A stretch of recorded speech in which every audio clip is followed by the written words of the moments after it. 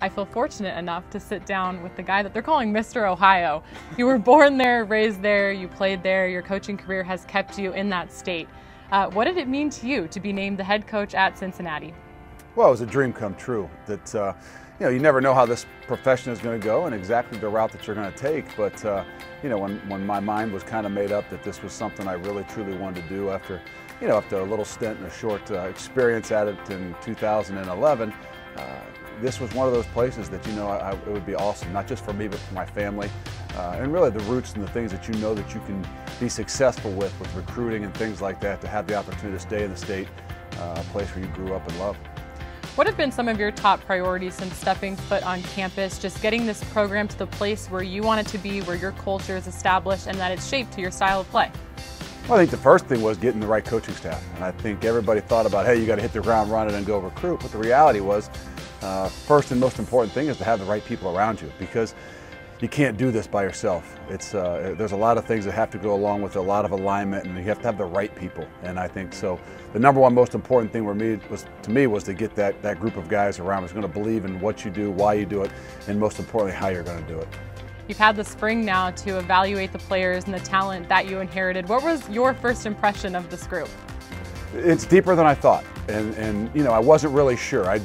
That wasn't a factor in taking a job and looking, well, do they have a quarterback or what do they have coming back? The reality was that wasn't something that was high on the priority list. So to be exact, I didn't know, I hadn't have any expectations. So the reality is looking into it and realizing that, hey, we got a group of kids that are hungry, that want to be successful.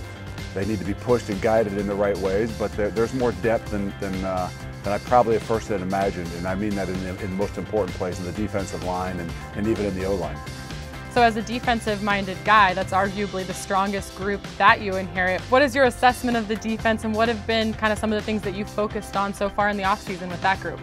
Well, for us, it started about putting in a system that we wanted to be and how we wanted to be it, and make sure that the guys understood and believed in the things that we're doing.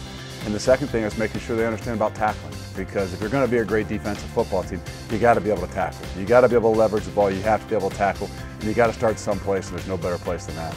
On the other side of the ball, what offensive style are you looking to run at Cincinnati? We're going to wait to the first game to kind of unveil that. The reality is we're going to be a combination, and the most important thing that I've kind of got with Coach Denbrock about is, look, I have some true deep-rooted philosophies and the things that we want to do, but the most important thing is we want to have a system. We want to have a system that's built upon itself, not that we're going to change each and every week, but things that guys can hang their hats on. So we know we want to be up-tempo, we know we want to be able to run the football, we know we will make great big plays, and with those kind of parameters gives us a lot of flexibility to do the things we can do and use the talent that we have, but use it in the way that we can build this in a system so we can continue to add to it and grow and ultimately play our best ball at the end of the year. I'm not going to ask you who your starter is going to be going into the season, but what are you looking for in a quarterback to run this system? I think we're looking for a guy that understands the game of football and can manage the game of football. I think too often, to me, the hardest, most difficult position, I'm not just going to say in college football, but in the world. I mean, you take a look at the NFL and there's 32 of them, and right now they'd say that there's 6 or 7 really good ones, and that's in the world.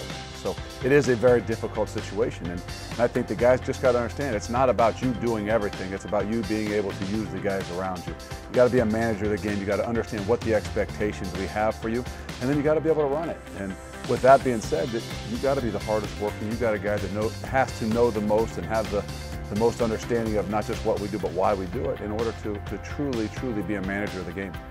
So some of these guys are coming off a pretty tough season, and I guess when you look at the big picture, what is it going to take to get Cincinnati back into that national college football conversation?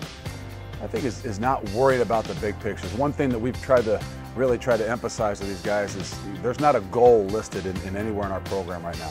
To me, goals are too long-term, too widespread. We're kind of focused on the now, the today, the here.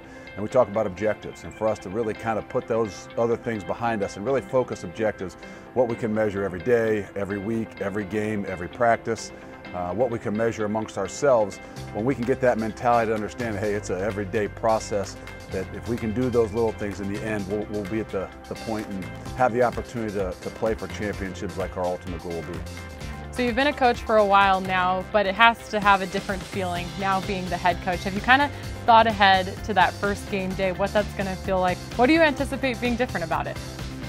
Well, this is all new for me. It wouldn't matter whether I was the head coach or not. It's a change for me from the last 15 years. So the one thing about me, I don't sit there and probably spend a whole lot of time thinking about what it's going to be like and what it's going to feel like, or even reflecting enough on the past, other than the mistakes I made and how do we move forward and what can we do to get better. But it's definitely every bit as exciting as every one of those kids that's going to run out on the field to start a new era of Bearcat football, from the freshmen to the seniors. I'm going to have those same butterflies. I'm going to have those same excitement. I'm going to have that same feeling. For me to be my first game in Nippert Stadium will be just like a true freshman. So those are things that haven't spent a whole lot of time thinking about, but knowing darn well that I'm going to be just like every one of those guys running out there. Despite the wins and the losses and what's going on the field, what do you want people to say when they think Cincinnati Bearcat football? I want them to think class. I mean, these are, we do things the right way, and the game is played on the field. It's a violent, tough game, and that doesn't mean we're not going to play that way. I mean, we're going to be a very aggressive football team, and we're going to play through the whistle and those kinds of things. But ultimately, we want to have the respect for the game of football. We want to make this a better game, and we want to hold up. We want to be the class of the league in the sense of how we represent not just our football program, but our university and everything that we do.